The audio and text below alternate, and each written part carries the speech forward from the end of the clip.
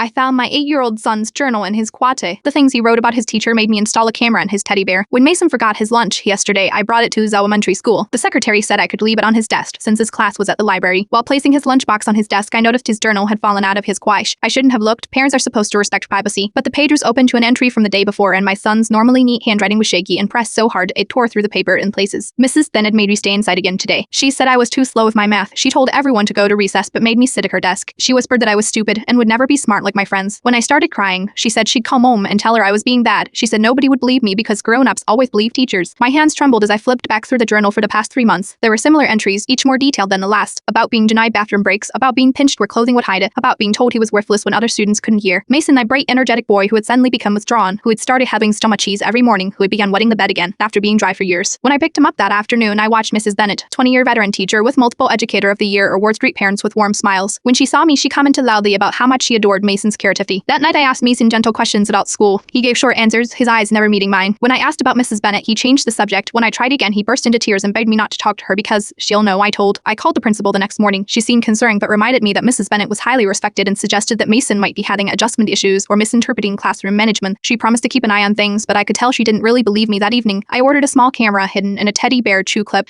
In my state, it's legal to record if you are a party to the conversation or have consent from a party, and as Mason's legal guardian, I could consent on his behalf. 3 days later, I had 2 hours of footage showing Mrs. Bennett singling out Mason and 2 other quieter students. She would sweetly help the confident kids, then turn to Mason with a completely different demeanor hissing instructions, rolling her eyes when he asked questions, and once when she thought no one was watching, pinching his arm, while whispering that he was embarrassing her with his slowness. I didn't confront her instead. I took the footage directly to the superintendent and my lawyer. By the end of the week, Mrs. Bennett was on administrative leave. An investigation revealed similar complaints from past years that had been dismissed due to her reputation. Yesterday, Mason started with a new teacher. After school, he actually smiled, really smiled, for the first time in months. This morning, he ate breakfast without claiming his stomach hurt. Last night, I found a new journal entry. Mom believed me when nobody else did. Some adults use their authority to hurt the most vulnerable children, the ones they think won't be believed. Other adults listen to the small voices drowning in fear and do whatever it takes to protect them. I know which kind of adult I'll always strive to be.